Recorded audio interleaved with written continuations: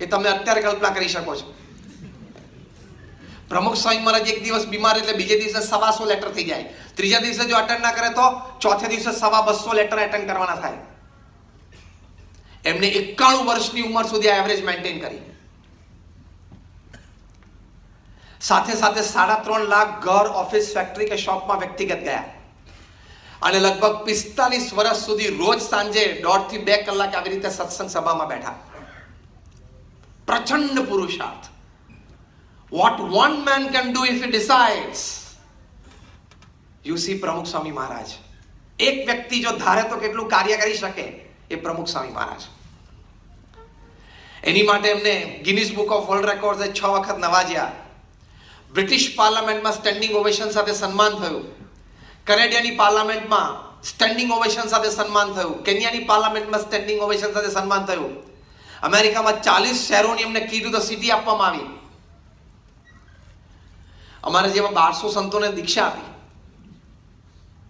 1200 માંથી 750 થી પણ વધારે સંતો graduates, post graduates, chartered accountants, doctors ને એન્જિનિયર્સ છે.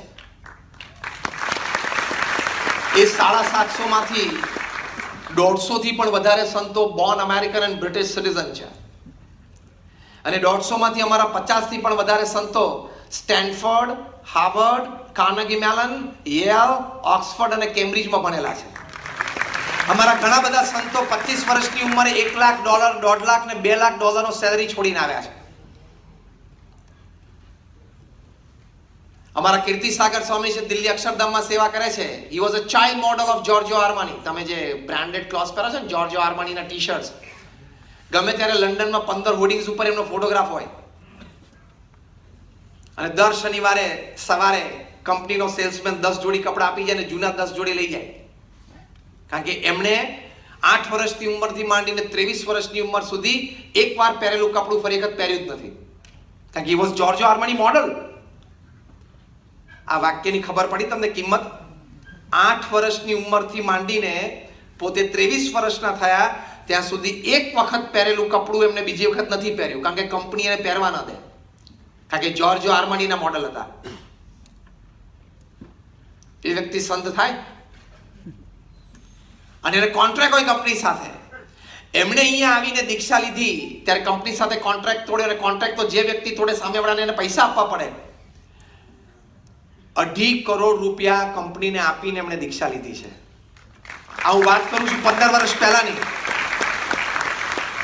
પ્રમુખ સ્વામી મહારાજની આ જીવનની મોટી સિદ્ધિ કે ભણેલો ગણેલો યુવા વર્ગને પોતે મેઇન સ્ટ્રીમ સોશિયલ સર્વિસ અને મેઇન સ્ટ્રીમ સ્પિરિચ્યુઆલિટીમાં લાવી શક્યા. અમે બધા અમારા બેકગ્રાઉન્ડ જુદા, આદિવાસીથી માંડીને અમેરિકાવાસી સુધી ઘણા વડીલો અહીંયા બેઠા છે. તમારે તો 2 સંતાન હોય, એક દીકરો દીકરીને બંનેને મોટા કરતા 20 વર્ષના થાય ત્યાં સુધી તો મા બાપ 10 વખત હાથ પછાડીને બોલી જાય, આના કરતા તો તું.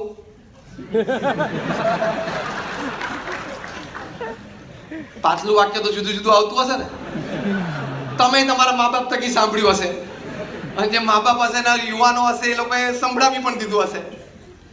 પ્રમુખ સ્વામી મહારાજે શાસ્ત્રોમાં લખેલું છે કે એક સંત છે 100 માતાનો પ્રેમ આપી શકે, 1000 માતાનો પ્રેમ આપી શકે.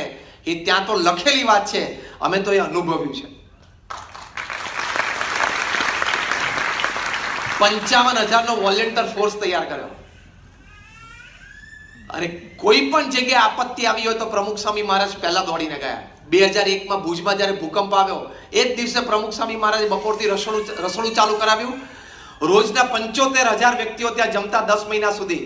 ચોથે દિવસે તો પ્રમુખ સ્વામી મહારાજે 800 ટનનું જહાજ મુદ્રા પોર્ટ ઉપર મૂકી દીધું, જીવન જરૂરિયાતની મટીરિયલ. અને અમે 150 સંતોને 1500 સ્વયંસેવકોએ 509 ગામમાં વેચી દીધા એક જ અઠવાડિયામાં મટીરિયલ. અને પછી રિલીફ એક્ટિવિટી, પછી રિહેબિલિટેશન, પુનર્વસન શરૂ થયું. પ્રમુખ સ્વામી મહારાજે આ BAPH સંસ્થાના નેજા હેઠળ 9 ગામ દત્તક લીધા અને 1500 ઘર બાંધી આપ્યા. આ 2001ની 18 વર્ષ પહેલાની વાત કરું છું. ઓરિસ્સામાં 2 ગામ દત્તક લીધા, સુનામી પછી બાંધી આપ્યા. ચેન્નાઈમાં બાંધી આપ્યા. અને ત્યારે કેરેલા ફ્લડ્સમાં અમારા સંતો ત્યાં ગયા, ચીફ મિનિસ્ટર ચેન્ડીને મળ્યા અને પછી ત્યાં હેલ્થ મિનિસ્ટરને મળ્યા અને આપણને મોટો પ્રોજેક્ટ હેલ્થ મિનિસ્ટ્રી આપ્યો. અમુક જિલ્લાઓમાં આપણે door to door home medical kit, that we call a first aid kit, એ આપણે આપીએ છીએ. એટલે એનું એક મેસિવ પ્રોજેક્ટ મુંબઈથી ચાલે છે. એટલે જબરજસ્ત પુરુષાર્થ કર્યો. પણ એમના જીવનમાં નૈતિકતા અને પ્રામાણિકતા, સિદ્ધાંતને વરેલો પુરુષાર્થ, કિંમત એની છે. સિદ્ધાંતને વરેલો પુરુષાર્થ ના હોય ને એટલે મજૂરી કહેવાય, અને એનું કોઈ પરિણામ મળે નહીં. પરિણામ તો બાજુ પર રહ્યું, બદનામી મળે. પ્રમુખ સ્વામી મહારાજને એકવાર તમે સંતોએ પૂછ્યું કે સ્વામી કયો વિચાર તમારા મનમાં 24 કલાક રહે છે? પ્રમુખ સ્વામી મહારાજે કહ્યું કે જે વિચાર મને ક્યારેય નથી આવ્યો હું કહું. અને દેટ વોઝ મોર ઇન્ટરેસ્ટિંગ. પ્રમુખ સ્વામી મહારાજ બોલ્યા, કોઈનું પણ અહિત થાય એવો વિચાર મને જીવનમાં ક્યારેય નથી આવ્યો. આ અસ્તિત્વનો આનંદ. કોઈનું પણ અહિત થાય એવો વિચાર મને જીવનમાં ક્યારેય નથી આવ્યો. તો તમને તમારા કાર્યમાં સંતોષ રહેશે, તો તમને તમારા કાર્યમાં આનંદ રહેશે. આ તો આપણને એક સારી ડીલ મળી ગયો એનો આપણને આનંદ થાય, પણ 2 કલાક પછી આપણને ખબર પડે કે આપણા પ્રતિસ્પર્ધીને વધારે એક સારી ડીલ મળી તો આપણો આનંદ ઓછો થઈ જાય છે. તમે 25 લાખની હુંડાઈ લઈ આવ્યા, 2 મહિનાથી આનંદમાં એમાં ફરતા પણ ખબર પડે કે આપણો પ્રતિસ્પર્ધી છે મર્ક લઈ આવ્યો, તો એમાં સાળો બનાવી લઈ આવે તો વધારે ઉપાધિ થાય. કોઈનું પણ અહિત થાય એવો વિચાર મને ક્યારેય નથી આવ્યો. બીજું એ બોલ્યા કે અન્યના આનંદમાં આપણો આનંદ, અન્યના સુખમાં આપણું સુખ, અન્યની પ્રગતિમાં આપણી પ્રગતિ, આ જીવન સૂત્ર સાથે જીવન જીવ્યા. તો કાર્ય આપણે કોઈ પણ ક્ષેત્રમાં કરીએ પણ એમાં નીતિમત્તા કોઈ દિવસ ચૂકતા નહીં, તો મોટો પ્રશ્ન આવશે. તમારી કંપનીનું નામ સત્યમ હોય, તમે અસત્ય પ્રેક્ટિસ કરો એટલે દિવસમાં 3 વખત 3-piece સૂટ એ બદલતા હતા, અને અત્યારે જેલમાં કેદીના કપડા પહેરીને ચટાઈ પર સૂવે છે. 7 વર્ષની રિગરસ ઇમ્પ્રિઝનમેન્ટ છે.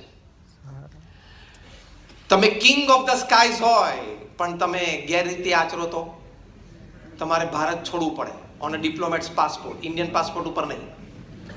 અને હવે ભાઈને ઇંગ્લેન્ડથી પાછા લાવવાના છે, એ આવશે અને મોઢું ખોલશે તો એને તો તકલીફ છે, મોટા મોટા તકલીફ પડવાની છે. અનીતિ ક્યાંય ચાલતી નથી, ગેરરીતિ લાંબી ચાલતી નથી. અંગ્રેજીમાં એક બહુ સરસ કહેવત છે, the world is round, it has no corners, so it does not have the place to keep your wrongs. એટલે કે પૃથ્વી ગોળ છે, પૃથ્વીને કોઈ ખૂણો નથી, એટલે તમારી ગેરરીતિઓને, તમારું ખોટું કરતૂત સાચવવાની એની પાસે કોઈ જગ્યા નથી. પ્રમુખ સ્વામી મહારાજ ગામઠી દેશી દ્રષ્ટાંતથી આ વાત સુંદર રીતે સમજાવતા. પ્રમુખ સ્વામી મહારાજ કહેતા કે તમે કૂવામાં ડૂબકી મારો અને નીચે જઈને તમે સંડાસ કરો, તમે બહાર આવો પહેલા તમારું પોત પ્રકાશી જાય, ગામને ખબર પડે કે તમે અંદર જઈને શું કરી આવ્યા. આ દેશી ભાષામાં એ કહેતા. પણ સિદ્ધાંત તો આ છે, એથિક્સ ઇન લાઈફ, નીતિ, મૂલ્યો અને સિદ્ધાંતને રાખીને કામ કરવાનું, તો કોઈ દિવસ પ્રશ્ન ના આવે. નહીં તો તમે હજારો પરિવારના સહારા બન્યા હોય ને તો પણ તમે તિહારમાં 2 સહારા રહી શકો છો. ક્લિક થયું? 20,000 કરોડનો માણસ 4 વર્ષથી તિહારમાં છે. અને હવે સમજો, કાયદાના હાથ પણ લાંબા છે અને જીએસટી ના એનાથી વધારે લાંબા છે. હું જીએસટી નો એક અર્થ કરું છું, સાંભળજો, એ જીવનમાં ઉતારજો. GST is goods and services tax. બરાબર છે? એ ટેક્સ તમે પ્રામાણિકપણે દેશને આપશો તો ભગવાન તમારી ઉપર જીએસટી લગાડશે. ગોડ સેવ ટેન્શન, જીએસટી. ગોડ સેવ ટેન્શન, ભગવાન તમારું ટેન્શન બચાવશે. જો જીએસટી વ્યવસ્થિત ભરશો ને, ગુડ્સ એન્ડ સર્વિસીસ ટેક્સ વ્યવસ્થિત ભરશો તો તમને જીએસટી ભગવાનની લાગુ પડશે. ગોડ સેવ ટેન્શન, ભગવાન તમારું ટેન્શન બચાવશે. એટલે નીતિ, નિયમ, સિદ્ધાંત સાથે ચેડા ના કરવા. પ્રગતિ થોડીક ધીમી દેખાય શરૂઆતમાં, પણ એ સોલિડ હોય. સફળતા થોડીક હજી દૂર દેખાય, પણ એ નક્કર એ માર્ગે તમે ચાલતા હો, જો તમે નીતિ, નિયમ, સિદ્ધાંતને વળગીને ચાલો તો.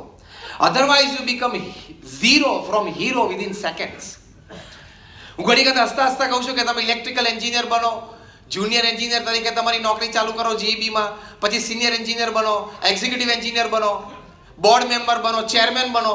35 વર્ષની તમારી જીઈબી સાથેની જોબ હોય તો પણ રવિવારે સવારે તમે ઘરમાં બેઠા હો ત્યારે તમારે તમારી આંગળી ઊંચી કરીને પ્લગની સામે બેસીને હોશિયારી ના મરાય કે આ એન્જિનિયર અને ચેરમેનની આંગળી છે, હું અંદર નાખું છું, ધ્યાન રાખજે. હા,